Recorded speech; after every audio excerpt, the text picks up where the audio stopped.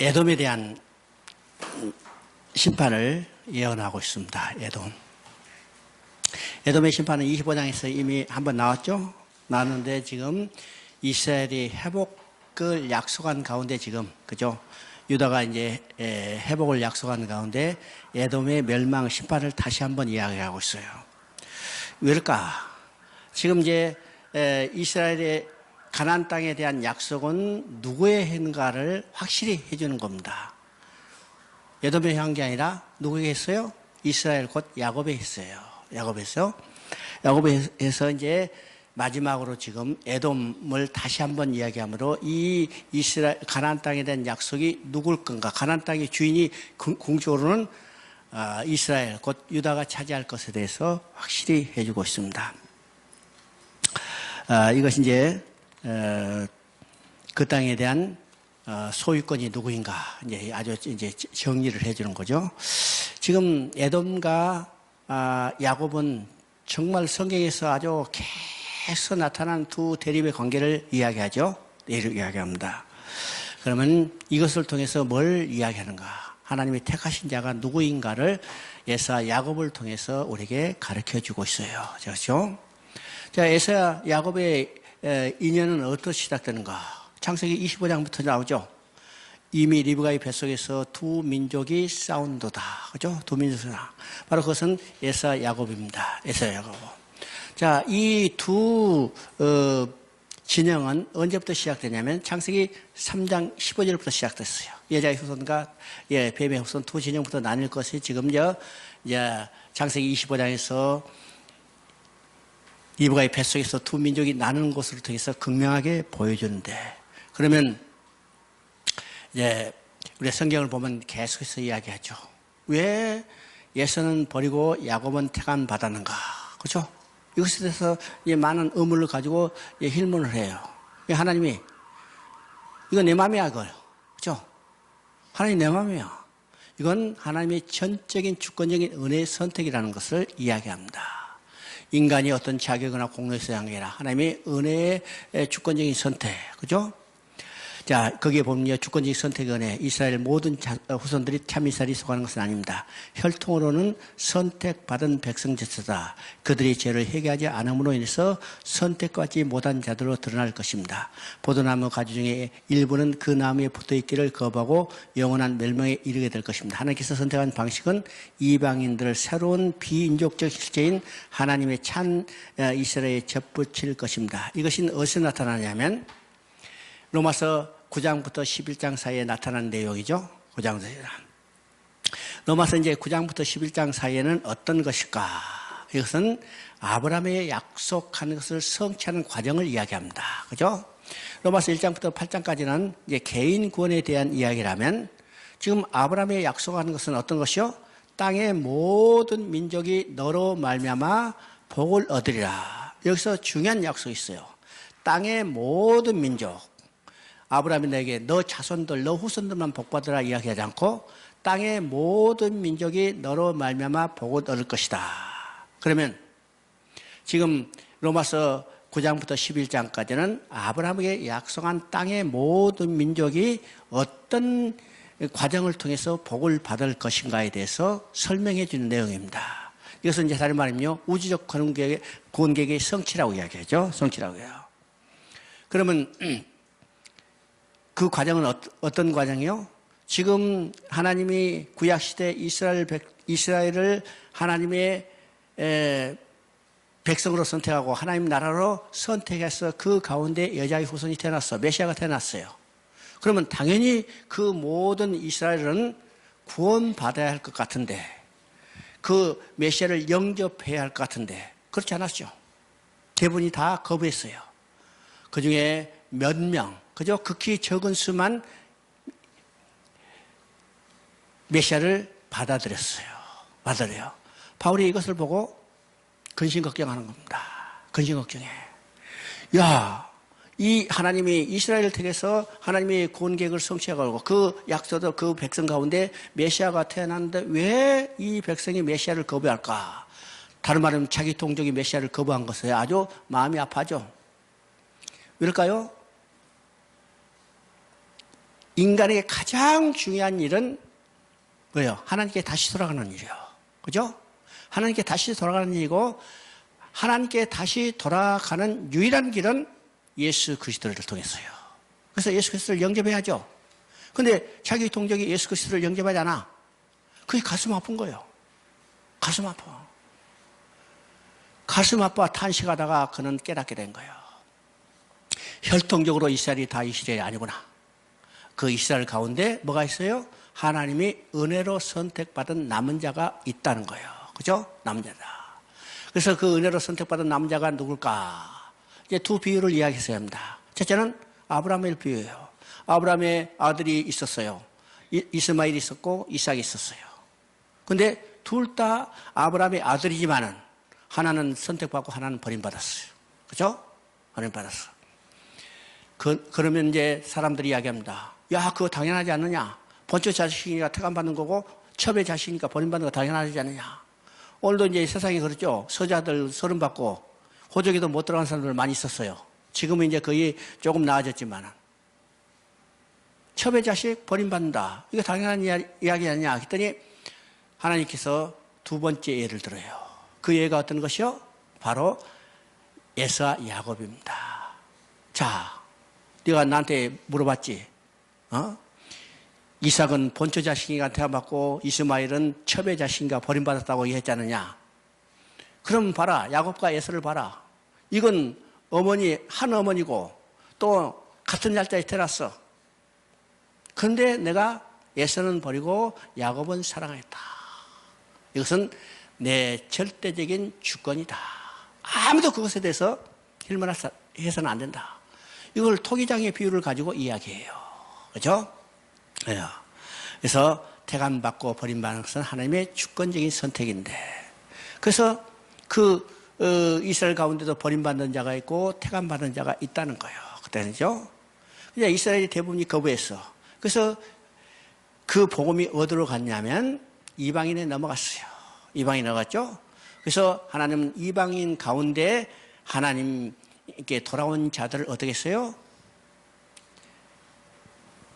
참가지에 접붙였어요. 접붙였죠. 이것이 하나님의 주권적인 선택이죠. 그래서 지금 에서와 야곱을 통해서 바로 하나님의 주권적인 선택을 이야기합니다. 그죠?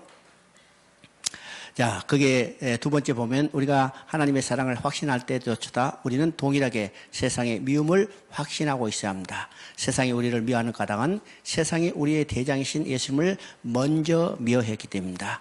에서가 야곱에 대한 하나님의 선택을 견딜 수 없었듯이 세상은 그의 성도들을 향하여 하나님의 사랑을 견딜 수 없었습니다. 우리는 세상에 속하지도 않고 그것에 어울리지도 않습니다. 그러므로 우리는 그리스도를 위하여 세상이 우리에게 보여주는 영원한 미움을 예상하며 살아가야 합니다.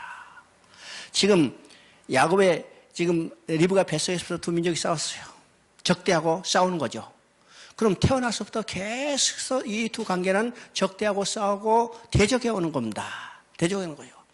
이것이 계속해서 이루어진 역사인데 야곱을 미워하고 대적했던 에돔의 족속은 멸망하게 된 것을 이야기합니다. 자, 에돔이요, 이스라엘이 유다가 멸망할 때까지도 어떻게 했는가? 기뻐하고 즐거웠다고 그랬습니다. 그죠? 그리고 에돔이 멸망할 때, 예루살렘이 멸망할 때 바벨론의 앞잡이가 돼서 유다가 예루살렘이 멸망하는데 조력을 했어요. 여러분, 쌍둥이죠? 그러면 자기 동생, 자기 형제가 지금 멸망받은 거 보면 슬퍼하고 그들을 도와줘야 할 텐데, 아니요, 앞장서서 멸망에 조력하고 기뻐했어요. 이게 누구예요?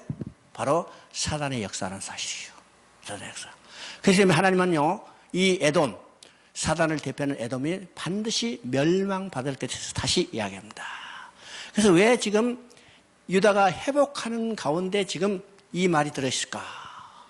하나님을 대적하는 어떤 세계라도 반드시 멸망받게 된다는 것을 강조하기 위해서 지금 유다가 회복하는 가운데 여기를 집어넣었어요. 뿐만 아니라 앞으로도 이제 곡과 마곡 38장 39장에 나오지도 하나님이 백성이 회복해야 할 때 그냥 순조롭게 이루어지지 않고 그것을 대적하는 세력이 강력하게 나타난다는 것을 보여주는데, 하나님을 대적하는 그 강력한 대적의 세력도 결국은 어떻게 해요? 멸망받고 만다는 것을 강조하는 겁니다. 강조하는 거죠. 이것이 계시록에서 그대로 나타나는 겁니다. 계시록은 이 표현만 다를지 똑같이 나타나요. 그렇죠? 그러니까 우리가 하나님께 돌아가는 그 과정에 번연이 있었던 것처럼 철로 역정이에요. 그죠? 비단길만 있는 게 아닙니다. 비단길이 아니라 험난한 길이에요. 많은 고난과 유혹과 시험이 우리를 앞에 있어요. 그렇죠? 그것을 이기고 물리치고 그리고 우리는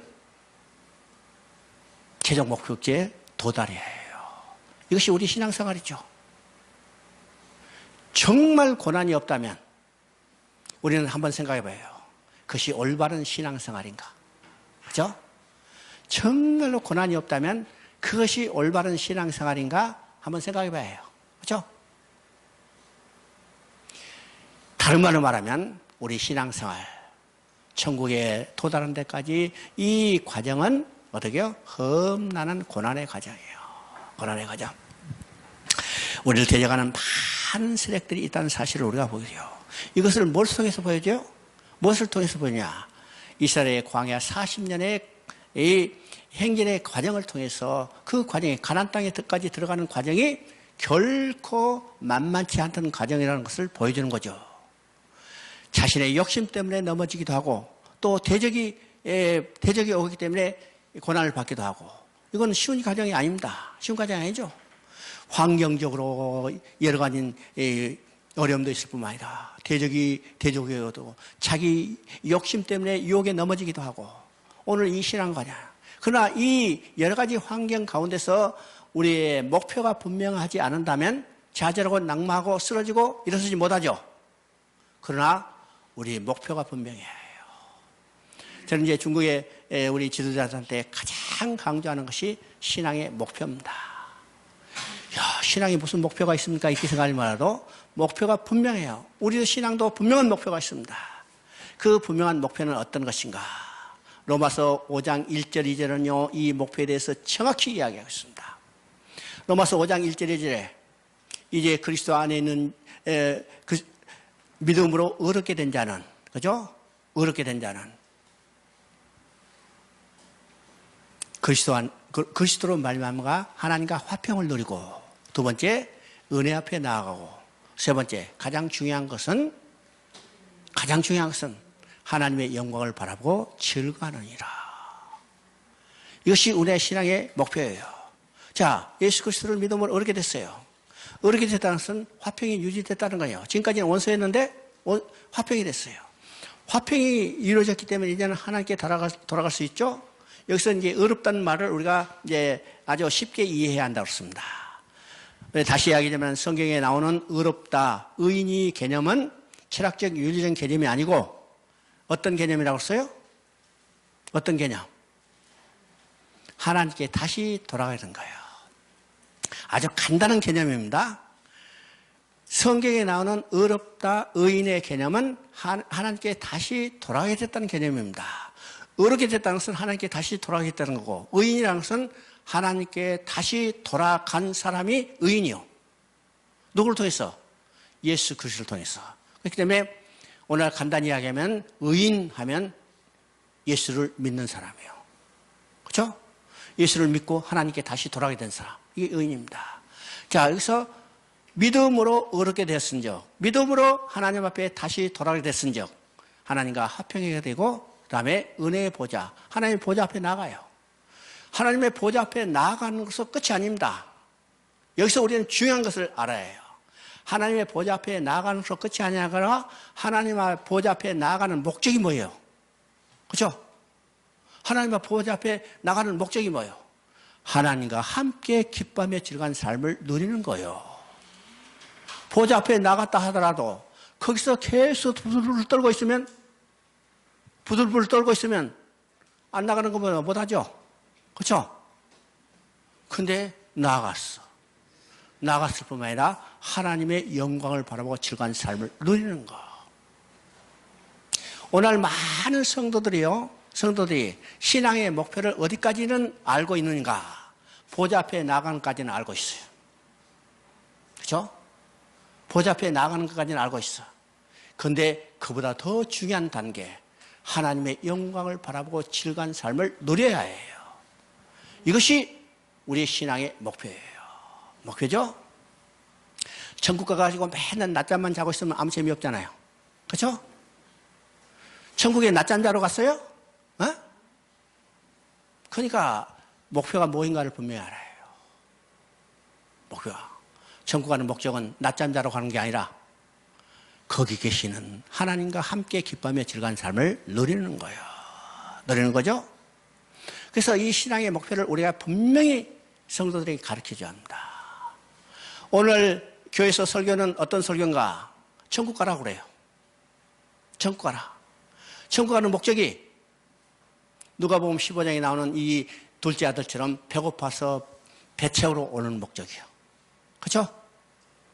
누가복음 15장에 나오는 둘째 아들은요, 배가 고파서 배 채우기 위해서 아버지 집에 왔어요. 목적이 뭐예요? 주님 배를 채우기 위해서. 그래서 이 아들이 하는 말이 뭐래요?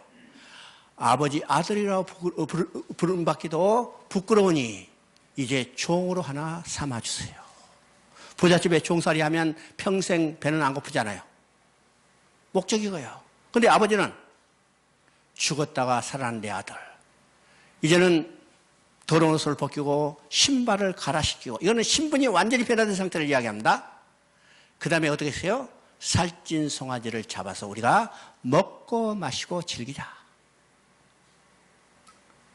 하나님의 영광을 바라고 즐거운 삶을 누려야 해요. 누려야 해요. 정말 우리 안에 그런 기쁨을 가지고 사는가? 그런 영광을 바라고 즐거운 삶을 우리가 목표를 가지고 지금 이 땅에서 그것을 맛보고 살고 있는가? 그렇죠? 맛보고 살고 있는가? 그래서 우리는 이 땅에 살면서 많은 대적이 우리를 천국 가는 길을 방해하기 때문에 고난이 있어요. 다시 말하자면 고난이 없다면 다시 한번 생각해 보십시오. 우리가 정말 올바른 신앙생활을 하고 있는가? 다른 말로 말하면 우리 신앙생활 가운데는 반드시 고난이 있다는 사실이죠. 그 고난 가운데 우리는 뭘 바라봐요? 분명한 목표를 향해서 그 목표를 바라보고 전진해야 하는 거예요. 전진해야죠. 자, 이제 36장은 이제는 회복하게 하는 하나님의 마음이 무엇인가를 아주 잘 표현해내는 겁니다. 우리 성경 전체를 통해서 이 구원하신 하나님의 마음이 무엇인가를 우리가 정확히 알아야 한다고 그랬죠. 이것이 이제 이사야 48장 11절에 나오는 이 한마디가 정말 성경 전체를 통해서 하나님의 구원계를 이루시는 하나님의 마음이 무엇인가를 아주 극명하게 나타나는데, 이거는 지금 36장은 이것을 실질적으로 포로로 끌려간 그 백성을 돌아오게 하는 그 모습을 통해서 구원계획을 이루시는 하나님의 마음이 무엇인가를 우리에게 확실하게 깨닫도록 보여주는 겁니다. 그러면 이사야서 48장 11절에 우리가 다시 이야기하면 나를 위하여 내 이름을 누구에게 모독받겠으면 내 영광을 누구에게 찬탈당하리요. 그러면 하나님이 구원계획을 이루시는 것, 곧 죄를 범해서 하나님과 같이 살기 했기 때문에 하나님께 쫓겨난 인간을 버려두지 않으시고 돌아오게 하는 목적은 뭐냐? 하나님 자기 자신을 위해서요. 자기 자신을 위해서. 구체적으로 아담으로 인해서 모독받은 하나님의 이름을 거룩하게 하고 아담으로 인해서 훼손되는 하나님의 영광을 회복하는 것이라는 거예요. 회복하는 거죠. 자기 자신을 위해서요. 자기 자신을, 하나님 자신을 위해서. 이것이 우리 구원의 소망이고 확신이라고 씁니다. 여러분, 나를 바라보면요, 하나님은 쓰레기 같은 더러운 나를 버려버리실 수도 있어요. 여러분, 쓰레기 주워와요? 안 주워와요? 버려버려. 불에 집어넣어요. 내 자신을 볼 때는 아무런 가치 없는데 하나님 자신을 했어요. 하나님의 형상으로 지었던 내가 버림을 받는다면, 그렇죠? 사단의 포로가 됐다면 누구의 이름이 모독받았어요? 하나님 자신의 이름이 모독받기 때문에 우리를 결코 버리지 아니하시고 주워오는 거예요. 버려졌던 쓰레기통에서 찾아서 주워오는 거예요. 주워오는 거. 누구를 위해서? 하나님 자신을 위해서. 이것이 우리의 구원의 확신입니다. 확신이요. 그러니까 우리가 성경을 어느 관점에서 봐요? 인간 나의 관점이 아니라 하나님이 일하시는 관점에서 성경을 볼 때 우리의 소망이 확실하다는 사실을 우리가 깨닫게 되는 겁니다.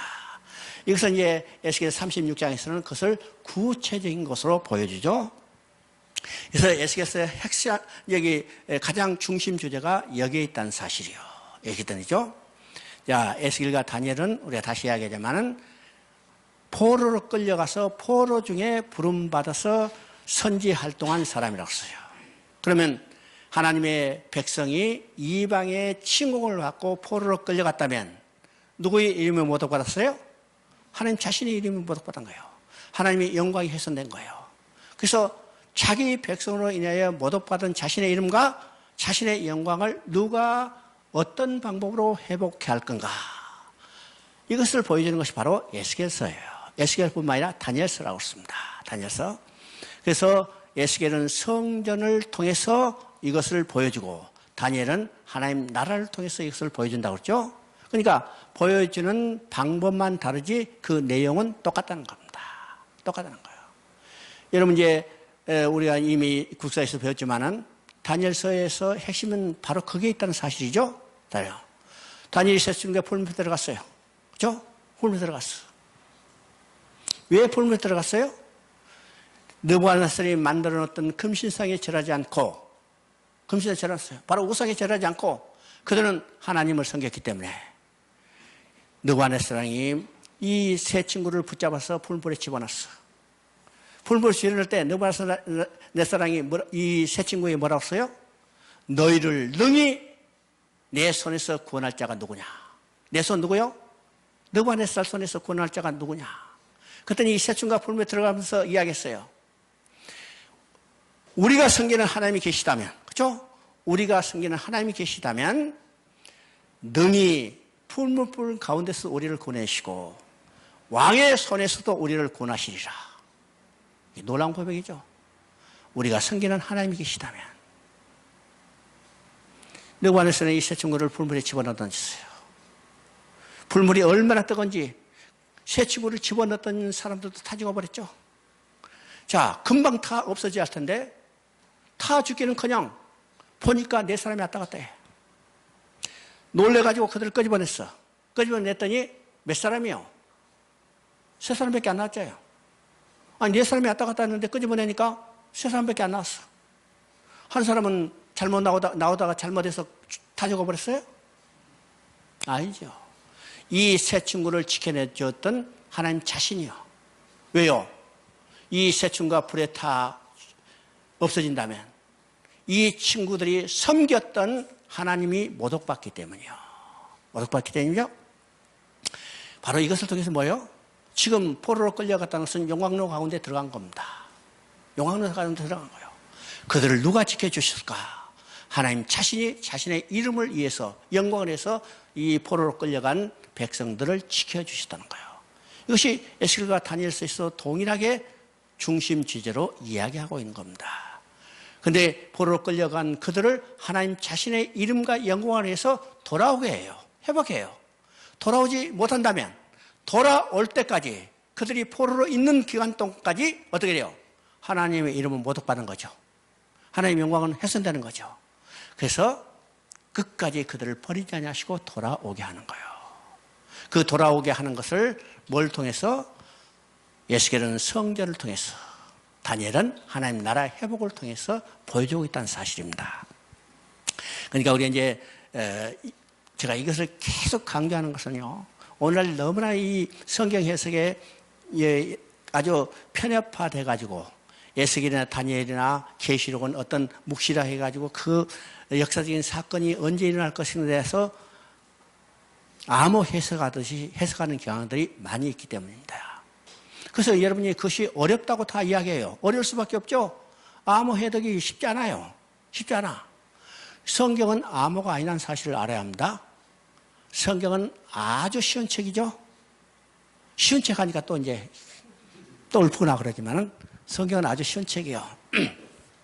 우리가 이제 관점이 바뀌면 그에 따라서 생각도 바뀌죠.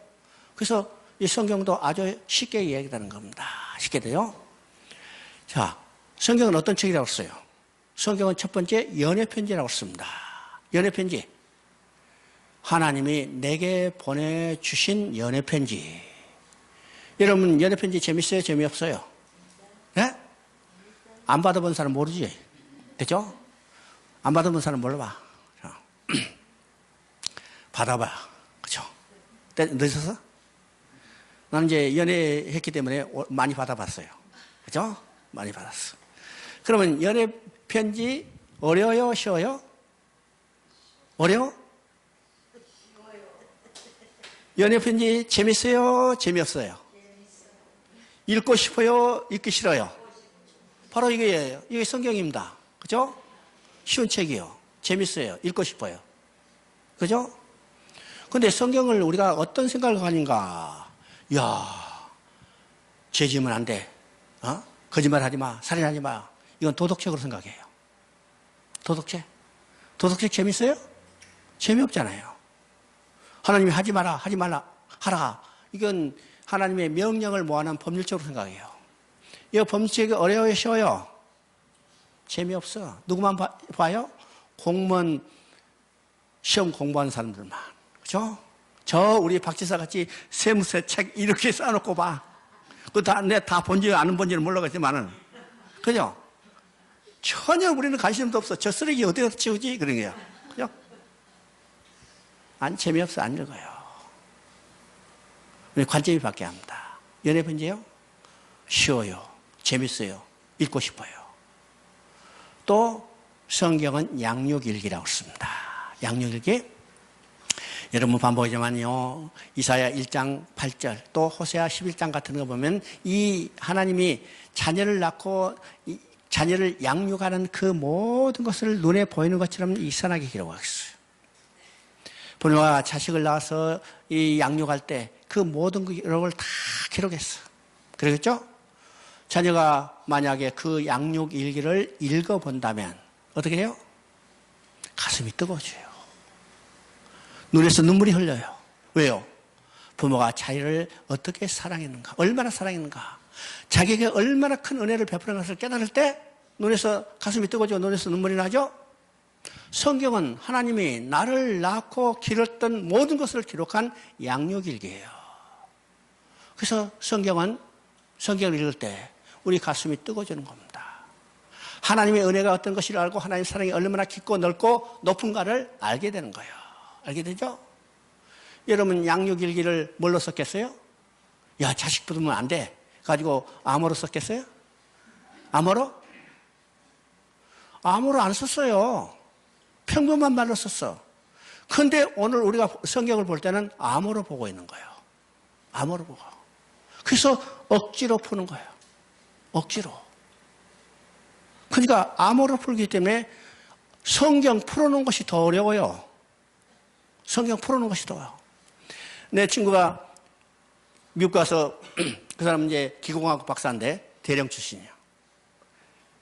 그 이제 은퇴하고 그러니까 만기 전역하고 미국 가가지고 신학교 들어가서 박사학위 받았어. 박사니까 박사학위 쉬워요. 한번 받으면. 그죠? 박사학위 받았어. 그래가지고 자기가 이제 논문 썼다고 해가지고 나한테 책을 하나 갖다 줬는데 욥기에 대한 이해가 있어. 그걸 읽어봐. 내가 5페이지 읽고 때려쳤어. 내가 차라리 성경 읽고 말지 너 이게 안 읽겠다. 이야, 얼마나 철학적으로 또 논리적으로 잘 정리하는데 하나도 읽혀지지 않아요. 성경은 그렇게 쓰는 게 아닙니다. 성경은 아주 간단하게 평이하게 쉽게 써져 있다는 사실이에요. 우리가 이해를 어렵게 하려고 그래요. 어렵게 하려고 그러죠. 물론 부분적으로 이제 이 표현이라든지 또는 시대적 사항이 우리가 쉽게 금방 이해하지 못한 부분들이 있지만은 그거 주석 찾아보면 돼요. 그죠? 근데 우리가 지금 성경을 알 때 중요한 것은 성경 전체 줄거리가 어떤 것인가를 깨달아 볼 수 있어요. 그렇죠? 그러면 그에 나오는 세부적인 조금 어려운 것들은 쓱 지나가도 돼요. 그죠? 여러분, 길에 돌멩이가 있다 해서 차가 안 지나가요? 싹 지나가잖아요. 돌멩이 안 쳐도 지나가. 그러니까 그런 것들은 우리가 쉽게 지나갈 수 있습니다. 그래서 우리가 성경 전체의 주제가 무엇인가를 우리가 이해한다는 것이 중요하죠. 그래서 이제 에스겔서도 바로 포로로 끌려간 그 백성들을 인해서 모독받은 하나님 이름과 영광을 누가 어떻게 회복할 것인가, 이것이 중심이라는 사실을 우리가 보게 되고, 그 핵심이 지금 36장에 있어요. 그러면 37장부터 나타나는 것은 어떤가? 이것은 하나님이 자신의 이름과 영광을 위해서 돌아오게 하는 건데, 어떤 방법으로 누구를 통해서 돌아오게 할 것인가를 구체적으로 설명했을 뿐입니다. 뿐이죠? 그것은 이미 우리가 지금까지 배웠던 성경 이야기요, 바로 간단한 이야기, 예수 그리스도를 통해서 가죽옷을 지으십시오 돌아오겠어, 영원히 너와 함께 살겠다. 그래서 예수 그리스도의 마지막은 성전을 완공하고 여호와께서 함께 계시냐, 이 말로 끝나고 있는 거예요. 이 성경 전체 이야기죠. 성경이죠. 그래서 에스겔도 똑같은 성경 전체의 구조를 그대로 설명하고 있는 겁니다. 설명하고 있죠. 1장 1절부터 15절 중심은 잃어버린 기업을 회복하여 주신다 했습니다. 너희를 처음보다 낫게 대우하리라 하시는데, 하나님의 구원권을 잃어버린 기업을 겨우 회복시켜 주시는 것이 아닙니다. 만일 처음만큼 회복시키는 것이라면 이는 하나님의 명예에 맞지 않은 것입니다. 여러분요, 우리가 성경을 볼 때 세 가지 중요한 역사적인 관점을 머릿속에 두라고 그랬죠. 첫째는 역사의 주인은 하나님이시고 하나님이 주권적으로 역사를 운행해 가신다는 거예요. 두 번째는 하나님의 역사에는 시작과 끝이 있다고 그랬습니다. 시작과 끝이 있어. 그러면 끝이 있다는 것은 뭘까? 도달할 목표가 있다는 거예요. 도달할 목표. 그러니까 하나님의 역사는 도달할 목표를 향해서 일정한 방향으로 진행해 나가는 겁니다. 그죠?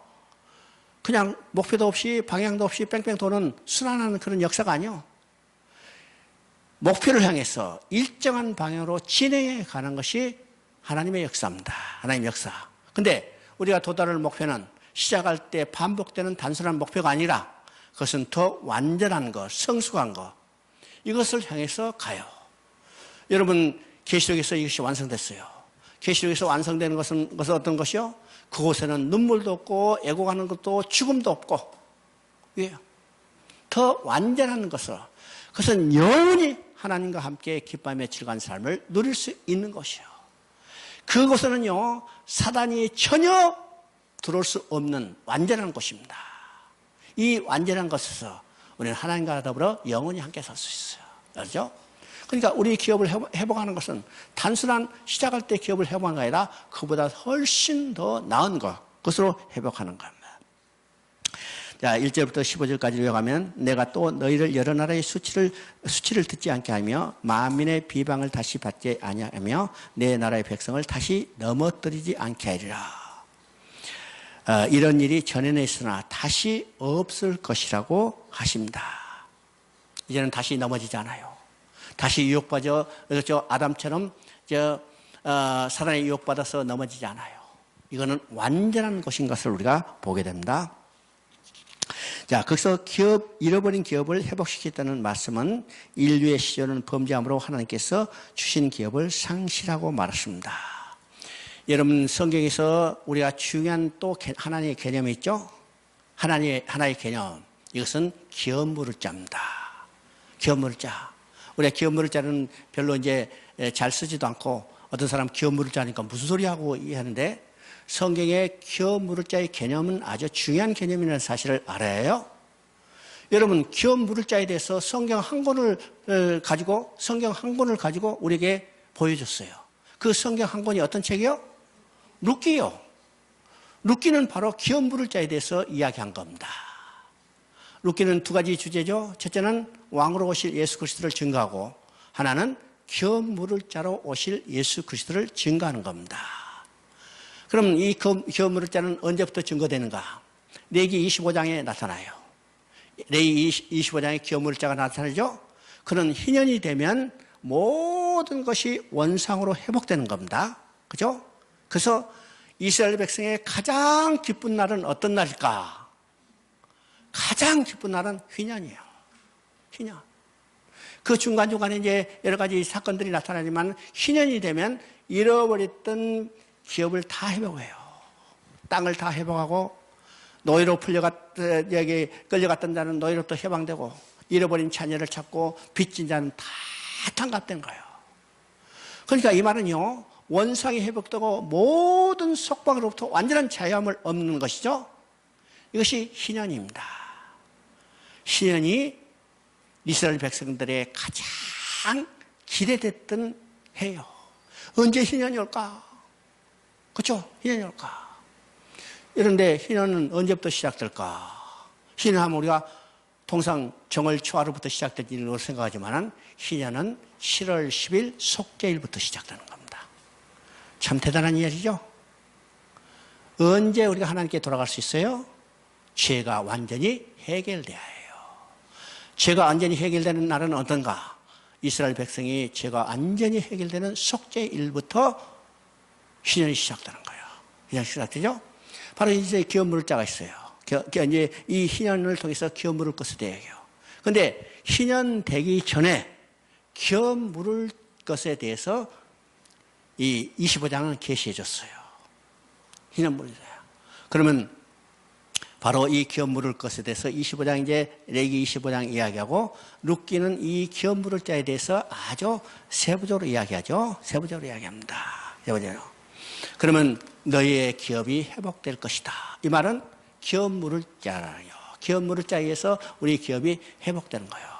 그럼 기업 물을 자는 이미 우리가 다 알고 있지만은 다시 한번 이제 우리 머릿속에 상기시키면 기업 물을 자는요, 4가지 사명이라고 했죠. 첫째는 잃어버린 기업을 완전히 회복시켜주는 거예요. 그죠? 잃어버린 기업을 완전히 회복시키는 거. 두 번째는 어떠세요? 두 번째는 어떤 사람이 가난해서 빚을 많이 해서 빚을 갚을 길이 없으니까 자기 자녀를 종으로 팔았어요. 그러면 가장 가까운 친척이 빚을 갚아주고 종으로 팔려간 자녀를 본에게 돌려주는 겁니다. 이게 기업 물을 자죠. 세 번째는 어떤 사람이 결혼을 했는데 자녀가 없이 죽었다. 그러면 동생이 형수와 결혼해서 아들을 낳아서 형의 후사를 이어주는 거예요. 형의 후사를 이어주는 거. 이것이 창세기 38장의 유다의 이야기라고 그랬죠. 유다의 이야기. 후사를 이어줘. 후사가 끊어지면 끝이요. 그래서 후사를 이어주는 겁니다. 그 후사를 이어주는 것이 오늘 누구에게 후사를 이어주는가? 오늘 우리를 하나님의 아들, 하나님의 후사로 이어주는 것이요. 이게 기업 물을 자예요. 그렇죠? 네 번째는 어떤 사람의 원수를 갚아주는 겁니다. 원수를 갚아주는 거. 이것이 기업 물을 자인데 기업 물을 자가 될 조건은 3가지라고 했어요. 첫째는 가장 가까운 친척이요. 두 번째는 자원해야 해요. 세 번째는 능력이 있어야 해요. 능력이 있어요. 이것이 기업 물을 자죠. 기업 물을 자. 이 자격을 가져야 기업을 물러줘요. 그러면 예수님은 지금 룻기에 나오는 보아스는 가장 가까운 친척이죠. 두 번째는 내가 하겠다. 자원했어요. 세 번째는 능력이 있어요. 부자라고 그랬어요. 그래서 보아스가 나오미의 가정의 기업 물을 자가 됐어요. 그래서 후사를 이어주고 잃었던 기업을 다 회복시켜줬어요. 이것을 통해서 누구를 계시하죠? 우리 기업 물을 자가 되실 예수 그리스도를 계시하는 겁니다. 예수님은 우리의 기업 물을 자가 되시기 위해서 이 땅에 뭘 오셨어요? 육신을 입고 오셔서 우리를 형제라 부르기를 부끄러워하지 아니하신다고 했어요. 형제라 부르기를 부끄러워하지 않는다. 여러분, 형제는 가장 가까운 친척이죠? 그리고 그분은 자원하셨어요. 내가 스스로 내 목숨을 버리노라. 이 땅에 스스로 우리 기업 물을 자가 되셨어요. 세 번째, 그분은 능력이 있어요. 그죠? 능력이 있어. 그래서 보아스의 후손으로 예수님이 이 땅에 오셔서 우리의 기업 물을 자가 됐어. 우리의 잃어버렸던 기업을 영원히 회복시키는 거예요. 우리 잃었던 기업은 어떤 것이요? 첫째는 왕 같은 제사장의 기업을 회복시켜주고 또 잃었던 땅을 회복시켜 우리는 땅은 어떤 것이요? 천국의 삶이요. 그 삶을 회복시켜주고 우리를 하나님의 아들, 하나님의 후사로 만들어 주신 거죠. 이것이 영원한 기업을 회복시켜주는 겁니다. 그 다음에 16절부터 38절까지는 하나님의 거룩한 이름과 명예를 위하여 회복하리라. 이건 이제 에스겔서의 핵심 주제라고 했습니다. 핵심 주제. 자, 36장 19절부터 23절까지 한번 읽어보십니다. 36장 19절부터 23절. 그들은 그 행위대로 심판하여 각국에 흩으며 여러 나라에 헤어쳤더니 그들이 이른바 그 여러 나라에서 내 거룩한 이름이 그들로 말미암아 더러워졌나니 곧 사람들이 그를 가리켜 이르기를 이들은 여호와의 백성이라도 여호와의 땅에서 떠난 자라 하였습니다. 그러나 이스라엘 족속이 들어간 그 여러 나라에서 더럽힌 내 이름을 내가 아꼈노라. 그렇죠? 그러므로 나는 이스라엘 족속에 이르기를 주 여호와께서 이같이 말씀하시기를 이스라엘 족속아 내가 이렇게 행하면 너희를 위함이 아니요 너희가 들어간 그 여러 나라에서 더럽힌 나의 거룩한 이름을 위함이라. 여러 나라의 가운데서 더럽힌 이름 곧 너희가 그들 가운데 더럽힌 나의 큰 이름을 내가 거룩하게 할지라. 내가 그들의 눈앞에서 너희로 말미암아 나의 거룩함을 나타내리니 내가 여호와인 줄을 여러 나라 사람이 알리라. 주 여호와의 말씀이라. 지금 설명한 내용 그대로 지금 이야기하는 겁니다. 하나님 자신의 이름과 영광을 해서 그 백성으로 더럽힌 하나님의 이름을 하나님 자신이 아꼈어요. 그래서 그것을 회복하기 위해서 포로로 끌려간 그 백성을 돌아오게 하겠다는 거예요. 만약 돌아오지 않는다면 한 사람으로 거기에 남아있다면 그 하나님의 이름은 더럽혀지죠. 더럽혀져요. 여러분 생각해보세요. 지금 하나님의 백성이 포로로 끌려갔어. 그죠? 그러면 그 포로로 끌려갈 때 가나안 땅에서 저 갈대아까지 가면요 도보로 걸어서 석 달 정도를 걸어가야 한대요. 석 달 정도. 요새 같으면 기차 타거나 비행기 타고 갔었지만 포로가 뭐 비행기 타고 가지는 않았을 거고 가면 요새 같아도 예 기차 타고 갔겠죠. 기차 타고 가도 몇 시간 걸릴까요? 며칠 걸릴까요?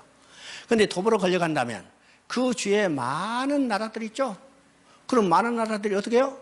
지금 포로가 한두 명도 아니고 몇만 명이 끌려갔으니까 그 많은 사람들이 끌려가는 사람들이 연도에서 그것을 보고 그런 거예요. 박수 치겠어요? 손가락질 하죠. 자, 봐라죠. 여호와를 섬기는 저 백성들 꼴 봐라. 우리가 섬기는 우리 신이 이겼다. 자랑하는 거예요. 포로로 끌려와서 그들이 노예로 살고 있어요. 그들이 포로를 부릴 때 어떻게 대우 잘하죠? 발로 차고 몽둥이를 때리면서 이놈들 여호와를 섬기는 신을 섬기는 놈들 잘 봐라. 얼마나 하나님의 이름에 모독받겠어요. 자기 백성으로 인해서 모독받은 하나님 자신의 이름과 영광을 하나님이 아끼고 하나님이 자기 자신의 이름과 영광을 해서 반드시 돌아오게 하겠다는 거예요. 이것이 오늘 아담으로 인해서 모독받은 하나님의 이름과 영광을 하나님 자신이 아끼는 것과 마찬가지죠. 그래서 돌아오게 하겠다는 것과 마찬가지입니다. 그래서 24절에 보니까 내가 너희를 여러 나라 가운데 인도하여 내고 여러 민족 가운데서 모아데리고 고국 땅에 들어갔어. 이건 반드시 포로된 그들을 돌아오게 하겠다는 거예요. 고국 땅에 돌아왔어. 자, 25절에 보니까 맑은 물을 너희에게 뿌려서 너희로 정결하게 하되 곧 너희 모든 더러운 것에서 모든 우상 숭배에서 너희를 정결하게 하고. 지금 이스라엘 백성은 뭐 때문에 포로로 끌려갔어요? 우상 숭배 때문에 하나님의 징벌을 받아서 포로로 끌려갔기 때문에 그들이 돌아오게 하기 위해서는 어떻게 해요? 우상 숭배하는 것을 다 제어버리고 그들의 죄악을 깨끗이 씻은 다음에 돌아오게 하는 거예요. 돌아오게 하는 거죠. 여러분 밖에 나갔다 애들이 진흙탕에 그냥 완전히 뒤범벅이 됐으면 어떻게 해요? 그대로 방에 들어오게 해요? 방에 들어오게? 못 벗어. 그 샤워물로 쫙 뿌려버리는 거예요. 그리고 들어오게 하는 거죠. 이게 죄악된 것은 씻어야만 하나님 앞에 돌아갈 수 있어요. 누가 어떤 방법으로 이 더럽혀진 것을 깨끗하게 할까? 누가 어떤 방법으로? 하나님 자신이에요. 하나님 자신이. 근데 그 방법은 어떤 방법이요? 맑은 물을 너희에게 뿌려서, 그죠? 맑은 물을 너희에게 뿌려서 너희로 정결하게 하되 곧 너희 더러운 것에서와 우상숭배에서 너희를 정결하게 하고. 이것은 어떤 의미입니까? 맑은 물로 너희에게 뿌려서. 이거는요, 수돗물 좋은 곳으로 뿌리겠다는 거 아니에요? 아니에요. 이 맑은 물은 예수님이 십자가에서 창의 허리가 찔려서 그 허리에서 찔리는 물과 피가 바로 죄악된 인간들에게 뿌려진 정결한 셈이라는 겁니다. 셈이죠? 이것이 스가랴 13장 1절의 이야기입니다. 그날은 어떤 날인가? 바로 예수님이 창의 허리가 찔린 그날에 그 허리에서 흘린 물과 피는 우리의 죄와 허물을 씻는 셈이 됐어요. 셈이 됐죠? 그래서 맑은 물로 너에게 뿌려서 너의 모든 더러운 것에서와 모든 우상숭배에서 너희를 정결하게 할 것이다. 우리를 깨끗게 한 다음에 그 다음에 그걸로 끝이 아니요. 26절에 보니까 또 새 영을 너희 속에 두고 너희 마음을 너에게 새 마음을 너에게 두니 내 육신의 굳은 마음을 제거하고 부드러운 마음을 줄 것이라. 씻은 것뿐만 아니라 새 영을 불어넣었어요. 죄를 깨끗게 한 것뿐만 아니라 죄를 깨끗게 한 그 속에 새 영을 불어넣죠. 새 영을 불어넣어서 우리를 다시 돌아오게 하는 겁니다. 다시 돌아요. 자, 이것은 여러 가지 우리가 이제 관점으로 볼 때 지금 요한복음 3장에 니고데모가 예수님께 찾아와서 이야기하죠. 그때 예수님이 뭐라고 말씀하셨어요? 물과 성령으로 거듭나지 아니하면 하나님 나라에 들어가지 못하리라. 그죠? 바로 여기서 이 내용이 물과 성령으로 거듭나는 모습을 그대로 보여줘요. 맑은 물로 뿌려서, 그죠? 그 다음에 새 영을 불어넣어서 물과 성령으로 거듭나면 그 다음에 어디로 가요? 하나님 나라에 들어가는 거예요. 그렇죠? 그러니까 성경이 얼마나 일관되게 증가하고 있는 것을 우리가 보게 되는 겁니다. 보게 되죠? 예수님은 십자가에 달려서 창의 허리가 찔림으로 그 허리에서 물과 피가 쏟아지고 그 쏟은 물과 피로 우리의 죄를 씻어주고 그 다음에 성령을 부어주셔서 우리를 하나님 앞에 다시 돌아오게 하는 겁니다. 그 다음에 29절부터 31절은 복음시대에 누게 될 축복을 구약적으로 표현하고 있는데 여러분 그거 한번 읽어보십니다. 29절부터 31절까지 내가 너희를 모든 더러운 데서 구원하고 곡식이 풍성하게 하여 기근이 너에게 닥치지 아니할 것이며 또 나무의 열매와 밭의 소산을 풍성하게 하여 너희가 다시는 기근의 욕을 여러 나에게 당하지 아니하게 하리니 그때 너희가 너희 악한 길을과 너희 좋지 못한 행위를 기억하고 너희 모든 죄악과 가증으로 말미암아 스스로 믿게 보리라. 이건 복음시대에 늘 오늘 우리가 누릴 복을 구약적인 말로 표현하고 있습니다. 표현하고 있죠. 그 다음에 이제 32절부터 38절까지는 여호와가 말하셨으니 이루리라. 여기 아주 여호와가 말했으니 이루리라. 하나님 말씀은 하나님이 반드시 성취한다는 것을 확신을 주는 말입니다. 성취하는 말이죠. 자, 우리가 32절을 보면 국사사역을 이루어야 할 필연성이 다시 한번 강조되는데 나 주 여호와가 말하니 내가 이렇게 행하면 너희를 위함이 아닌 줄 너희가 알리라. 이스라엘 족속아 너희 행위로 말미암아 부끄라며 환탄할지어다. 그렇죠? 그리고 너희가 들어간 여러 나라에서 덮인 나라의 이름을 위함이라 하시게 이루고 완성하실 것을 확신하라. 내가 말하시니 반드시 이루리라. 돌아오게 하겠다는 그 말씀을 하나님이 말씀했기 때문에 그 말씀을 반드시 하나님이 이루시라는 거예요. 이루시는 거죠? 우리가 시련과 환난을 당할 때 자신의 손해와 괴로움만 생각하고 하는 경우들이 많죠. 야, 자기 자신의 중심으로 볼 때 어떤 관련해서는 내가 왜 고난을 받을까? 이것을 위해서 내가 잃은 것이 뭘까? 이런 것들만 중심적으로 생각하지만은 우리가 어떤 잘못에 빠진다면 그것으로 인해서 무엇을 생각해요? 하나님의 이름이 모독받고 영광이 훼손되는 것을 더 두려워해야 합니다. 두려워해요. 우리 이제 여러 가지 이제 소설 중에 여러 가지들이 있는데, 옛날 이제 로마 시대에 이제 노예가 예수를 믿게 됐어요. 그 시대에 됐죠. 로마에는요, 로마에 있던 이제 그리스도인들은 3분의 1이 노예였다고 그래요. 노예였다. 이제 로마서 16장에 나오면요, 많은 사람들의 이름이 나오죠. 많은 사람들의 이름이 나오는데, 이제 학자들은 그 중에 4분의 3이 여자와 노예였다고 그래요. 그죠? 여자와 노예. 그게 유명한 사람도 없죠.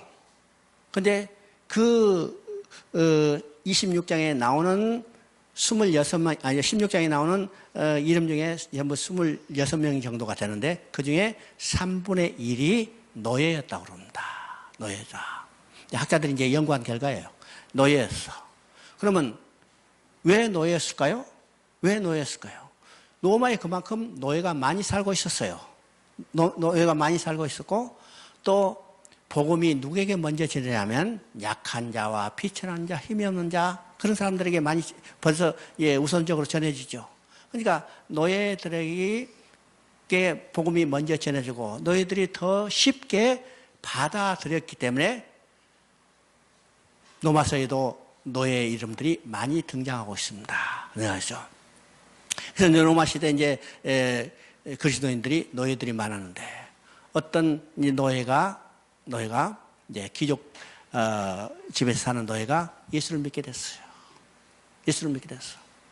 예수를 믿게 되자, 야, 우리는 자유합니다. 이제는 우리 주인의 집부터 우리가 자유함을 얻고 떠나자, 이렇게 하지 않았어요. 지금까지는 이 노예가 어떻게 살았는가? 주인을 두려워하고 살았어요. 주인. 노예는 어떤 신분이요? 자기의 생명을 자기가 주장하지 못하죠. 노예의 생명의 주권은 누구에 있냐면 전적으로 주인에게 있죠. 주인이 팔아버릴 수도 있고 죽일 수도 있고, 죽여도 그건 살인이 아니에요. 노예는 하나의 재산에 불과했기 때문에 팔 수도 있어, 죽일 수도 있고. 그러니까 노예를 죽인 것은 그 당시에는 살인 아니에요. 살인도 아니에요. 그러니까 두들겨 맞을까, 아니면 팔릴까, 또는 죽임을 받을까, 그것이 두려워서 주인의 눈치를 보고 살았어요.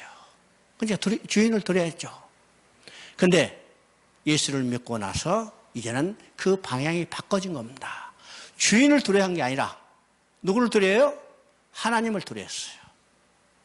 그러면 하나님을 두려워하면, 야, 하나님 앞에 이 두들겨 맞을까, 우리 이제 어떤 징계 받을까봐 두려워하는 것이 아니고, 이 노예는 어떤 것이요? 하나님을 두려워하는데, 자기의 삶을 통해서 하나님의 이름이 모독받을까봐, 하나님의 영광이 가림을 받을까봐 두려워한 거예요. 자기가 잘못하면 어떻게 해요? 자기가 믿는 하나님, 자기가 영접했던 예수님의 이름이 더럽혀지죠? 그러니까 그것을 두려워한 거예요.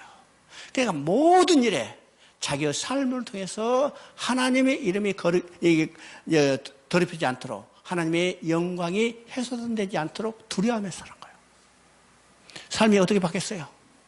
너희로부터 해방이 아니라 그 주인의 너희로부터는 자유함을 얻고 하나님께 두려운 삶을 살 때 이 삶이 완전히 바꿔지죠. 이것을 본 주인이 깜짝 놀라는 거예요. 주인이 깜짝 놀라요. 지금까지는 두들겨 패고 그냥 징계했었는데 아무 소리 안 해도 돼. 그죠? 아무 소리. 주인이 놀라고 변화된 겁니다. 주인은. 우리 신앙생활에서 진정 두려워할 것은 어떤 것일까? 하나님의 이름이 모독받지 않는가? 하나님의 영광이 훼손되지 않는가? 이게 두려워야죠. 두려워야 합니다. 자, 33절부터 35절까지는 거의 에덴 동산이라는 말이 나오죠. 35절에 그러니까 에덴 동산이 나와요. 에덴 동산이 되었다는 이미지를 돌파함으로 하나님께서 이루는 회복이 바벨론에서 기한된 것이 아니고 어떤 것이요? 궁극적으로 하나님 나라의 회복에 있다는 사실을 우리가 보게 됩니다. 이것은 바로 예표적으로 보여주는 거고, 하나님의 마음은 어떤 것이요? 에덴 동산에서 범죄하고 하나님 앞에 쫓겨났던 인간들을 돌아오기 위해서, 창세 때 창설했던 에덴 동산을 회복해서 그것을 완전하게 이루는 것이 하나님의 마음이라는 사실을 우리가 보게 됩니다. 어디죠? 자, 37절 한번 읽어봅니다.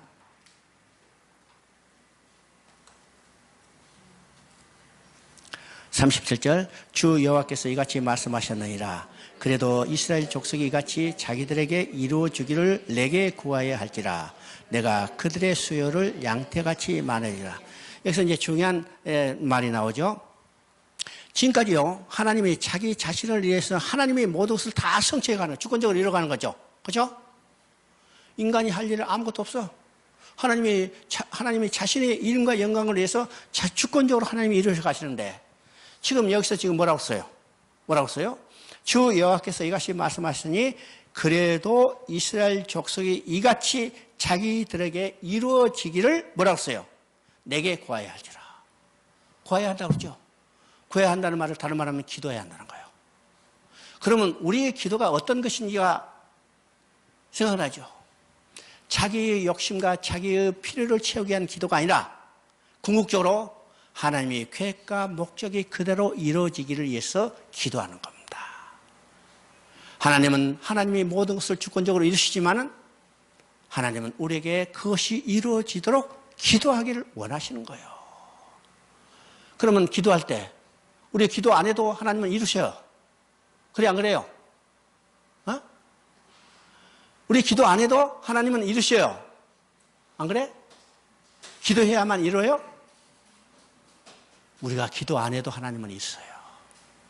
그런데 하나님이 주권적으로 이루시지만은 하나님은 우리에게 그 일을 이루어지도록 내게 구할 것이다. 하나님께 기도하라는 거예요. 이것을 통해서 뭘 깨닫기를 하는 거예요? 하나님과 깊은 교제를 통해서 하나님과 좋은 관계를 맺기를 원하시는 거예요. 원하는 거예요. 그냥 내팽개치지 말라는 거예요. 내가 이루지만은 그것을 이루어지기를 기도함으로 너와 나와 깊은 교제의 관계, 그것을 계속 이루어지기를 원하신 거죠. 오늘 우리 기도가 어떤 것인가? 자기 욕심을 채워달라고 기도하는 거 아니라 하나님과 깊은 교제의 관계를 이루는 겁니다. 이런 거. 그런데 오늘 많은 기도는 어떻게 끝나요? 자기 필요를 채워달라고 기도하는 것으로 끝나는 거예요. 끝나는 거. 그래서 이 기도를 통해서도 우리의 신앙의 노선이 분명해야 한다는 것을 보게 되죠. 우리는 누구의 뜻이 이루어지도록 기도해야 해요? 누구의 뜻이 이루어지도록 기도해야 해요? 하나님의 뜻이 이루어지도록 기도해야 해요. 하나님의 뜻이 이루어지라. 하나님의 계획과 하나님이 계획하시고 목적하시고 계획하는 것이 이루어지도록 기도해야 해요. 이것이 올바른 기도예요. 그런데 우리 기도는 자신의 계획과 자신의 필요가 채워지도록 기도하는 겁니다. 기도하는 거. 누가복음 18장에 기도에 대한 내용이 있죠. 기도에 대한 내용. 참 이것도 우리가 잘 해석해야 합니다. 낭망하지 말고, 그렇죠? 기도할 것에 대해서 이야기하는데 그거 얘기하게요. 그래서 어떤 성공신학자들은요, 자기 계획과 목적이 이루어질 때까지 낭망하지 말고 기도하라. 그렇게 이야기해요. 만약 그것이 이루어진다면요, 만약 그렇게 돼서 자기 계획과 목적이 이루어지도록 낭망하지 말고 끝까지 붙들고 기도하라. 그것이 이루어진다면 하도 귀찮아가지고 하도 귀찮아고 하나님이 야 알았다 시끄라 던져주는 거예요. 던져주는 거예요. 그런데 여기서 낭망하지 말 것을 기도할 것은 어떤 것이요? 하나님의 계획과 목적이 반드시 이루어진다는 것을 확신을 가지고 기도하는 겁니다. 그것은 우리가 당장 이루어지지 않을 때도 있죠. 당장 이루어지지 않을 때도 있어요. 아브라함이 약속한 것이 있어요. 내 후손이 하늘의 별같이 바다의 모래같이 많아지라. 아브라함은요, 죽을 때까지 누구 있었어요? 약속의 자녀는 이삭 하나뿐이고 나머지 첩에서 난 자석 전부 6명이다 7명. 그것밖에 없어. 하늘의 별같이 많은 약속이 이루어졌어? 안 이루어졌어요. 안 이루어졌어. 그러나 아브라함은 이 약속을 끝까지 붙들고 이 약속을 믿음으로, 그죠? 믿음으로 증거를 받았다 이거였어요. 그러니까 우리가 기도할 것은, 낭만하지 말 것은 우리의 계획과 목적, 우리의 필요가 채워지도록 끝까지 기도하는 게 아니라 하나님이 계획과 목적이 이루어질 때까지 낭망하지 말고, 낭망하지 말고. 이것은요, 우리 당대에 이루어지지 않을 수도 있어요. 그렇죠? 당대에 이루어지지 않을 수도 있어요. 그러나 하나님이 말씀하셨기 때문에 반드시 이루리라는 이 확신을 가지고 우리는 끝까지 기도하는 거예요. 그다음요, 37절이니까 주의하라고 말하노라. 그래도 이스라엘 자손이 이같이 자기들이 이루어지기를 구해야 할지다. 그래도, 그죠? 하나님의 모든 것이 하나님의 주권적으로 이루어가지만은 그래도 이루어지기를 내게 구해야 할지라. 가장 바르고 힘있는 기도는 하나님의 언약을 붙잡고 기도하는 것입니다. 이것이 하나님의 뜻대로 구하는 기도이기 됩니다. 그렇죠? 구해야 하리라. 뜻은 기도만 하라는 의미가 아니라 그의 나라와 그의 의지하여 죽도록 충성하라는 뜻도 있다는 사실을 우리가 보게 되죠. 36장은 회복이라는 문맥을 본다면 어떤 의미가 되는가? 34장이 목자 언약에 대한 회복이요, 35장이 잃어버린 기업에 대한 회복이라면 36장은 더럽혀진 하나님의 거룩한 이름에 대한 회복이라 할 수 있습니다. 그리고 34장, 35장이 인간의 초점을 맞추어 회복을 말씀한다면 36장은 하나님의 이름을 위한 회복에 초점을 맞추고 있는데, 36장에 있어서도 불변해지는 그리한즉 그들이 나를 여호와인즉 알리라. 이것이 이제 하나님의 자기 계시라고 했죠. 이 하나님의 자기 계시는 계시록에서 에스겔에서 70번 반복된다고 했습니다. 70번 반복. 계속해서 나오는데 우리 이제 성경을 한번 보면 12장 15절 한번 읽어보십니다.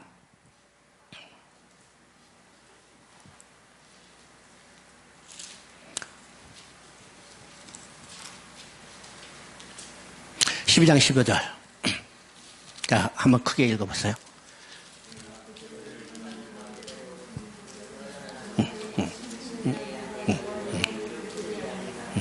자, 지금 이스라엘이 여호와를 떠나서 우상을 숭배하고 범죄를 하다가 하나님의 징계를 받아서 지금 포로로 끌려가요. 끌어가죠.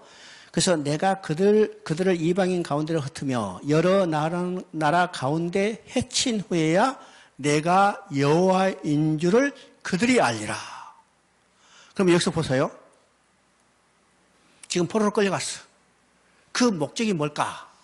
그 목적이 해친 후에야 그들이 내가 여호와인 줄 알리라. 포로로 끌려가서 이방의 포로로 끌려가게 한 목적이 하나님이 누구신가를 알게 하시는 하나님의 자기 계시라는 사실입니다. 놀라운 이야기죠? 놀라운 이야기. 반대로 34장 27절을 한번 읽어봅니다. 34장 27절 그리한즉 밭에 나무가 열매를 맺으며 땅이 그 소산을 내리니 그들이 그 땅에서 평안할지라. 내가 그들의 멍에의 나무를 꺾고 그들을 종으로 삼은 자의 손에서 그들을 건져낸 후에 내가 여호와인 줄을 그들이 알겠고.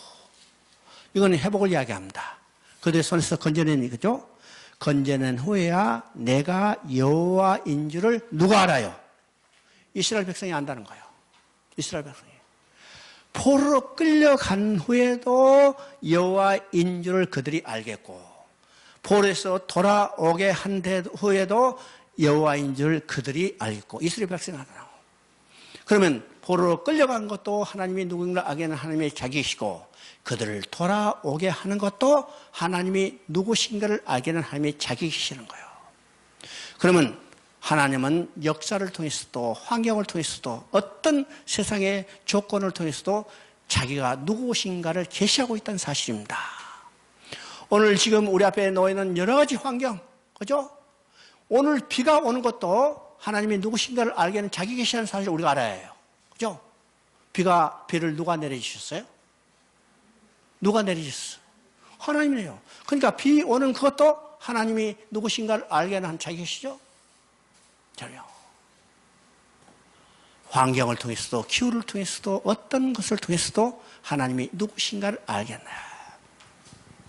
여러분, 몸이 불편하고 힘든 것도 하나님이 누구신가를 알게 하는 자기 계시라는 사실을 알아요. 그러면 그 가운데 우리를 누구를 만나요? 하나님을 알게 돼요. 그것이 가장 우리에게 중요한 사실이라는 거죠. 그러니까 이것은 바로 요셉이 봤던 내용과 똑같습니다. 팔려가고 노예로 그 험난한 고난 가운데도 그것을 통해서 하나님이 누구신가를 알 때 하나님이 그와 함께 있고 그는 형통하였더라. 여러분, 환경이 형통해진 게 아닙니다. 그가 하나님을 만나고 하나님이 누구신가를 알았을 때 그는 오로지 하나님을 의지할 때 하나님이 그를 형통하게 해준 거예요. 형통해진 겁니다. 자, 이것이 하나님이 누구신가를 알게 하는 자기 계시라는 사실을 우리가 에스겔을 통해서 우리가 다시 한번 깨달을 수 있습니다. 이제 37장은 지금 36장에서 하나님이 그들을 돌아오게 하는데 구체적으로 어떤 방법으로 돌아오게 할 것인가에 대한 계시입니다. 그죠? 이제 30장은 너무나 잘 알죠? 36장은 별로 잘 모르는데, 그죠? 37장은 너무 잘 알아요. 너무 잘 알아. 근데 37장은 36장에 대한 하나의 실적인 장면을 보여준다는 것에 불과하다는 거죠. 그래서 핵심은 어디인가? 36장이에요. 하나님께서 자기 자신의 이름과 영광을 해서 마른 뼈와 같이 소생 가망이 없는 그들을 다시 회복시켜서 돌아오게 했다는 거예요. 누구를 위해서? 자기 자신을 위해서요. 그러니까 이 일은 절대로 실패할 수 없죠. 왜요? 하나님이 자기 자신의 이름과 영광을 위해서 마른 뼈 같은 것을 회복시켜 돌아오게 했는데 이건 절대로 실패할 수 없어요. 그렇죠? 그러니까 이 마른 뼈의 한상을 우리가 알기 전에 그 일이 왜 이루신가, 누구를 위해서 이루신가를 우리가 먼저 알아야 합니다. 1절부터 14절까지는 골짜기의 마른 뼈들이 부활하는 환상을 통해서 절망에 빠진 백성들에게도 회복의 가능성을 발견하고 담대하게 이스라엘 회복을 선포하는 것입니다. 마른 뼈 골짜기의 환상으로 1차적으로 이스라엘의 역사적인 회복을 말하지만 이것은 곧 누구에 대한 환상이요? 사단의 포로로 끌려가서 아무런 소생의 가능성이 없는 곧 우리들에 대한 이야기입니다. 우리들 이야기죠? 우리들도 마른 뼈같이 같았는데 이제는 그의 하나님께서 생기를 불어넣을 때 큰 군대로 나오는 이 모습을 통해서 하나님의 회복의 역사를 이루실 것을 말씀하고 있습니다. 15절부터 28절까지는 에스겔은 두 막대기를 하나로 연합시키는 상징적인 행위를 통해서 포로 귀환 시에 이스라엘과 유다가 하나로 연합될 것을 예언하고 있습니다. 자, 이 둘이 하나로 되는 이것은 하나님의 소망이에요. 하나님의 소망이죠. 예수님이 대제사장 기도에서도 똑같이 하나됨을 위해서 기도했어요. 아버지야, 내가 하나 된 것 같이 저들도 하나 되게 해주시소서. 그죠? 이것은 유다와 이스라엘뿐만 아니라 하나님과 우리가 하나 되고 그것을 통해서 이스라엘과 이 땅에 흩어지고 헤어졌던 것들이 다 하나가 되는 놀라운 역사를 이루기를 원하는 겁니다. 그죠? 1절부터 14절부터는 먼저 14절까지는 먼저 마른 뼈 한상입니다. 이 에스겔은 먼저 완전한 죽음의 장면을 직면하게 합니다. 그는 뼈 무더기 위에서 사방으로 지나가게 해요. 그래서 에스겔은 이제 어느 날 하나님께서 에스겔을 이끌고 골짜기에 갔어요. 그 골짜기는 지금 1절부터 14절에 나온 것처럼 뼈들이 많다고 그랬죠? 그 뼈들이 마른 뼈라고 써요. 이 마른 뼈라는 표현은 도저히 소생의 가망성이 없는 거. 그죠? 소생의 가망성이 없는 상태를 보여주는 겁니다. 그래요. 이것은 바로 나라가 멸망하고 포로로 끌려간 이스라엘 백성들의 상태를 그대로 묘사하는 겁니다. 70년이라는 포로 생활에 그들은 아무런 소망도 다시 회복될 가능성도 전혀 없는 상태. 이것이 마른 뼈예요. 그때 주께서 에스겔에게 말씀합니다. 인자 이 뼈들이 능히 살 수 있겠느냐. 에스겔은 하나님의 주권된 능력을 인정하기 때문에 부정적인 답변을 하지 않습니다. 주 여호와여 주께서 아시나이다. 주께서 하시나이다 이 말은 저는 도저히 이 뼈들을 회생시킬 능력이 없어요 이 말이에요. 반대로 하나님께서는 반드시 이 마른 뼈들을 소생시키실 능력이 있습니다. 능력이 있음 주님께서 하나님께서 이 뼈들을 소생시켜 주세요 하는 이 간청과 마찬가지죠. 그렇게 하는 것이 하나님의 은하신 것이기 때문에 주님께서 그렇게 해주세요. 하나님은 이 마른 뼈들이 살기를 원하시는 거죠. 그렇죠? 하나님께서는 이 마른 뼈들이 다시 소생하기를 원하시는 거예요. 만약 소생하기를 원하시지 않는다면 에스겔을 그 골짜기에 데리고 오지 않았어요. 마른 뼈가 소생하기를 원하시는 마음이 누구의 마음이냐? 에스겔의 마음이 아니고 하나님 자신의 마음이에요. 자신의 마음. 그래서 에스겔을 데리고 이 마른 뼈를 보여주시고 에스겔에게 물어보는 거예요. 이 뼈들이 능히 살겠느냐? 에스겔은 아무런 능력이 없어. 그래서 주님께서 하시나이다. 주님께서는 하실 수 있습니다. 우리가 할 수 있는 게 아닙니다. 주님께서만 하실 수 있습니다. 둘째로 이 답 가운데 이 뼈들이 어떻게 살게 될 것인가에 대한 것이 내포되어 있다는 사실입니다. 자, 그래서 우리가 이제 이 전체적인 내용을 보면 바로 주님께서 이 뼈들을 어떻게 다시 소생시키는가를 보여줘요. 자, 태어나라. 에스겔이 태어났어요. 에스겔이 하나님 말씀을 태어나자 이 뼈들이 어떻어요? 뼈가 맞춰지고 그 다음에 살이 입혀졌다고 했어요. 살이 입혀졌는데 사람의 모양은 있으나 뭐가 없다고 했어요? 생기가 없더라. 사람의 모양은 있으나 생기가 없더라. 그때 하나님이 두 번째 말씀하시죠. 생기에 태어나라. 그래서 에스겔의 생기를 태어나니까 생기가 그 마른 뼈에 들어가서 뭐로 나타났어요? 큰 군대로 나타났더라. 그죠? 큰 군대로. 여기서 우리가 이제 이 과정이 어떤 과정인가를 한번 생각해 봅니다. 바로 이것은 재창조 역사가 일어나는 겁니다. 재창조 역사. 우리의 창조 때 하나님이 사람을 지으실 때 어떤 과정을 거쳤어요? 어떤 과정을 거쳤어요? 그죠? 창조 때 아담을 지으실 때 그 과정이 어떤 과정인가를 생각하면 바로 이 과정과 동일하는 것을 우리가 보게 돼요. 그죠? 동일하. 흙으로 사람을 지으시고, 그죠? 흙으로 사람을 지었기 때문에 그것은 사람의 모양은 있지만은 사람이 아니요. 사람의 모양은 있지만은 사람이 아니요. 그가 뭐가 들어와요? 코에 생기를 불어넣으니 생명이 되니라. 코에 생기를 불어넣으니까 생명이 돼요. 그래서 인간은 어떤 존재인가? 하나님의 영을 소유한 존재로 바뀌어졌어요. 그래서 우리는 안에 하나님의 영이 있기 때문에 영이신 하나님과 교제할 수 있죠? 교제할 수 있어요. 이게 바로 영적인 존재로 만드셨어요. 이것이 창조 때 아담을 창조할 때 첫 창조의 모습인데 바로 지금 재창조의 모습도 동일한 거죠. 뼈에 태어났더니 그 뼈들이 맞추고 살이 입혀져서 사람은 모양은 있지만은 어떻게 해요? 생기는 없더라. 그래서 생기에게 태어나니까 생기가 들어갔어. 그래서 어떻게 됐어요? 큰 군대로 나타났더라. 큰 군대로 나타난 것은 어떠는가? 큰 군대로. 자, 완전한 새로운 능력으로 창조된 것을 이야기합니다. 창조된 것을. 자, 우리 이제 119페이지를 보면 여러분 거기에 중간에 있어요. 마른 뼈들은 목적을 띠고 살아났습니다. 그들은 여호와의 큰 군대로 살아났습니다.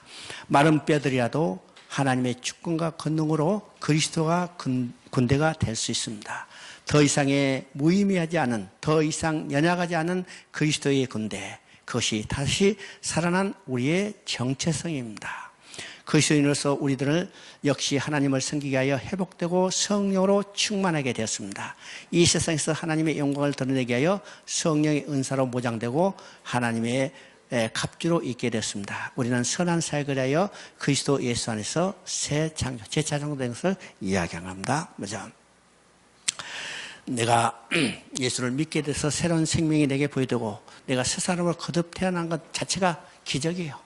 그죠? 오늘 많은 사람이 육체적인 어떤 아주 눈에 보이는 가시적인 기적을 체험하려고 많이 애를 써요. 그런 기적을 찾아다녀요. 그죠? 또 그런 기적의 어떤 것을 이야기하면 참 신기하게 여기고 그냥 뿅 가요. 뿅 가. 그런데 우리에게 가장 큰 기적은 어떤 기적이요? 우리에게 가장 큰 기적은 죽었던 우리가 살아나는 거예요.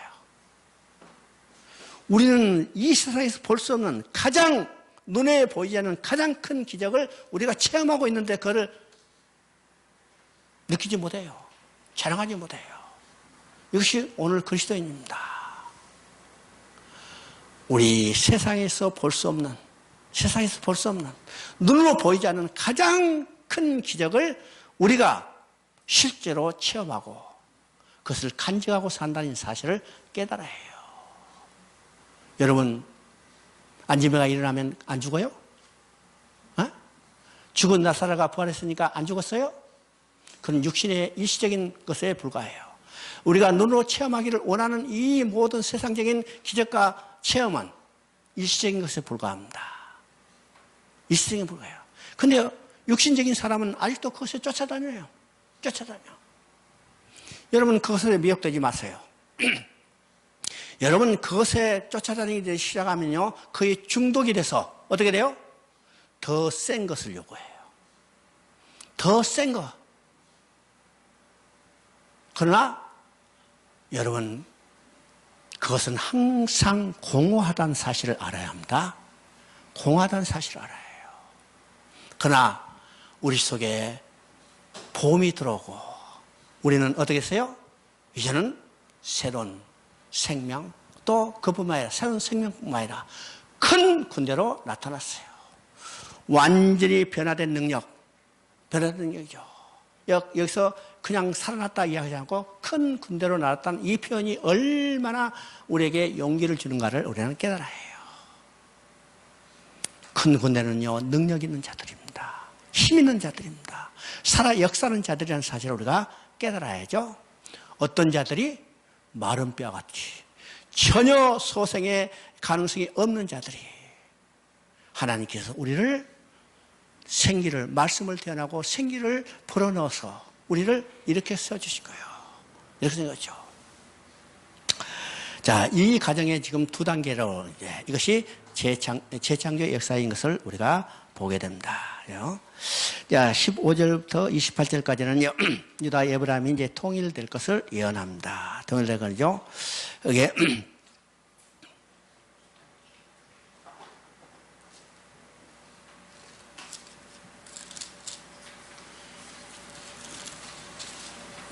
자, 37장 22절 한번 읽어봅니다. 17절을 보니까 그 막대기를 서로 합하여 하나가 되게 하라. 내 손에서 둘이 하나가 되리라. 그렇죠? 그리고 22절에 보니까 그 땅 이스라엘 모든 산에서 그들이 한 나라를 이루어 한 임금이 모두 다스리게 하리니 그들이 다시는 두 민족이 되지 아니하며 두 나라를 나뉘지 아니할 것이다. 여기 있습니다. 그러면 한 임금은 누굴까? 이제 24절을 보니까 내 종 다윗이 그들이 왕이 되리니 그들이 모두에게 한 목자가 있을 것이라. 그들이 내 규례를 준수하고 내 율례를 지켜 행하며. 그래서 자, 22절에 한 임금이 모두를 다스리겠죠. 모든 것을 통일하게 하는 겁니다. 통일하죠. 24절에 내 종 다윗이 그들이 왕이 되리니. 자, 이 내 종 다윗이 그들이 왕이 되리니 그랬어요. 그러면 앞에 있는 한 임금은 곧 내 종 다윗이 왕이 되리니 했으니까, 그러면 지금 다윗이 왕이 된다는 말이 어떤 의미인가 생각해야죠. 지금 에스겔이 이 선지서를 쓸 때는 다윗이 살았어요, 죽었어요? 어? 다윗이 죽은 지 몇백 년 되니까 완전히 뼈다구도 없어. 그죠? 그런데 내 종 다윗이 왕이 되리라. 이 말은 다윗은 없어졌어요. 근데 다윗의 후손 가운데 영원한 왕으로 오실 분을 이야기하는 거예요. 그 영원한 왕으로 오실 분은 바로 예수 그리스도예요. 예수 그리스도는 영원한 왕이시죠. 그분은 영원한 왕이실 뿐만 아니라 평강왕이에요. 그 나라는 공의와 정의로 다스리는 나라예요. 이 땅에 어떤 나라도 정의와 공의로 다스리지 않아요. 그죠? 이 땅의 어떤 나라도 다 힘으로 다스려요. 힘으로 다스리지만은 예수님이 우리의 왕이 돼서 다스릴 그 나라는 정의와 공의와 다스리는 평강의 나라예요. 이 나라가 이루어질 것을 지금 예언합니다. 우리가 에스라서를 보면요, 그 백성들이 지금 돌아왔어요. 돌아와서 성전을 짓고 성전을 봉헌할 때 어떤 모습으로 봉헌하는가를 우리가 한번 봅니다. 에스라서 6장을 한번 봐요.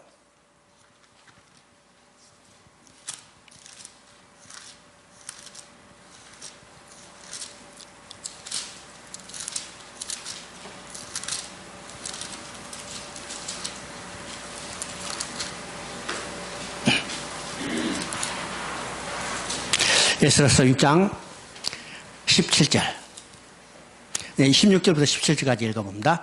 이스라엘 자손과 제사장들과 레위 사람들과 기타 사로잡힌 자의 자손이 즐거이 하나님의 성전 봉헌식을 행하니, 하나님의 성전 봉헌식을 행할 때 수소 100마리와 수장 200마리와 어린 양 400마리를 드리고, 또 이스라엘 지파의 수를 따라 순염소 12마리로 이스라엘 전체를 위하여 속죄제를 드리고. 이게 간단한 말이 아닙니다. 지금 돌아온 백성은 몇 개 지파요? 돌아온 백성은 몇 개 지파요? 바벨론으로 포로로 끌려갔던 유다 백성들이니까 유다에는 유다 지파와 베냐민 지파 두 지파가 있었어요. 그들이 끌려갔다가 돌아왔으면 그 두 지파를 위해서만 여기 봉헌식을 하고 제사를 드려야 할 텐데, 지금 누구를 위해서? 이스라엘 12마리로 이스라엘 전체를 위했어요. 전체를 위해서. 12마리라고 했죠? 특별히 12마리를 지금 강조하고 있어요. 12마리. 이 12마리는 이스라엘 12지파예요. 이미 사라진 이스라엘, 북이스라엘 12지파는 그를 위해서 지금 함께 봉헌식 할 때 제물을 들고 있는 거죠. 이것이 지금 에스겔에서 이야기한 것처럼 하나로 되리라, 한 임금이 다스리라는 것에 예표로 지금 하고 있는 것을 우리가 보게 됩니다. 자, 38장, 39장은 곡과 마곡에 대한 전쟁이죠. 지금 이스라엘이 회복 가운데 갑자기 탁 튀어났어. 하나에 푹 튀어났죠? 이 곡과 마곡이에요. 이제 38장은 곡과의 전투고 39장은 곡의 멸망을 묘사하고 있는데, 본문의 이치를 보여주는 구절은 38장 8절, 11절, 14절입니다. 시기적으로 여러 날 후며 곡이 쳐들어오는 곳은 이제는 회복된 이스라엘의 산이에요. 그렇죠? 지금 그들이 돌아왔어요. 돌아온 그 곳에 지금 곡과 마곡이 쳐들어오는 겁니다. 백성들은 칼을 벗어나 귀환하여 성복도 없고 문이나 빗장도 없이 평안히 거주하고 있을 때, 바로 38장, 39장을 통해서, 그죠? 38장에서 그 회복된 백성들에게 누가 쳐들어요? 적이 쳐들어오는 겁니다. 이것은 우리가 회복됐다 하더라도 평안한 생활이 아니라는 것을, 이것을 보여줘요. 우리가 예수 믿고 구원받다 하더라도 평안한 생활이 아니라는 거예요. 그것을 대적하는 세력이 반드시 나타난다는 사실을 우리가 보는데, 그 세력은 믿지 않을 때보다 더 고약해요. 그렇죠? 더 힘들고 더 우리를 괴롭히는 세력이라는 사실을 우리가 보게 돼요. 보게 되죠? 이것이 곡과 마곡을 통해서 보여주는데, 이 하나님의 백성, 회복된 백성을 괴롭히는 이 곡과 마곡의 세력도 궁극적으로는 어떻게 해요? 하나님의 심판을 받고 멸망받는다는 것을 보여주는 겁니다. 자, 이 내용이 어디서 나타나냐? 계시록에서 나타나요. 계시록 20장 8절부터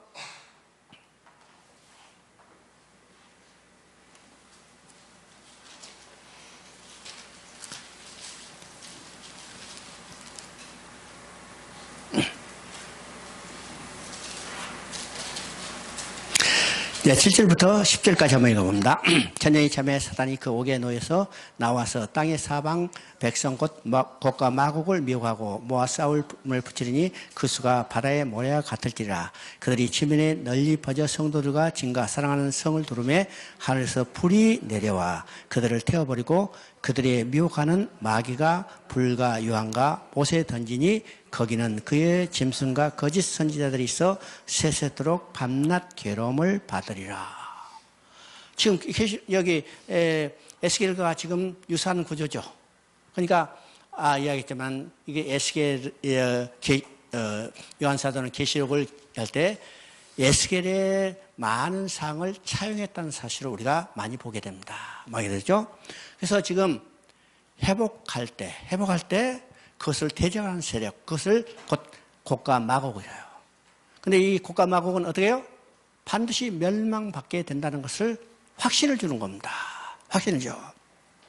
그래서 지금 계시록에서 보면 그들이 지면에 널리 퍼져서 성들이 진과 살아나는 성을 두르매 하늘에서 불이 내려와 그들을 태워버리고. 자, 이것을 보는데 여러분 어떤 이야기 생각이 들어요? 우리가 지금 곡과 마곡과 전쟁을 하고 있어요? 전쟁을 하고 있어요? 전쟁을 하고 있어요? 그들은 괴롭히려 하고 지금 달려들지만은 하나님 백성은 하나도 상하게 하지 못했어요. 그래 안 그래요? 하나님 백성은 하나도 상하게 하지 못했어. 그들은 괴롭히려고 쫓아오지만은 하나님 백성은 하나도 상하지 못하고 어떻게 해요? 하늘에서 불이 내려서 그를 태워버리는 겁니다. 우리는요, 우리를 괴롭히는 세력들을 두려워서는 안 돼요. 그는 우리가 아니라 하나님이 직접 그들을 심판하신다는 사실을 우리가 깨달을 때 우리의 구원이 얼마나 확실하고 안전한 것을 다시 한번 깨닫게 된 거죠. 그러니까 이 38장을 통해서 회복하는 백성을 마지막으로 대적하는 세력도 하나님이 그들이 반드시 친히 진멸하는 사실을 우리가 깨닫게 되는 겁니다. 깨닫죠.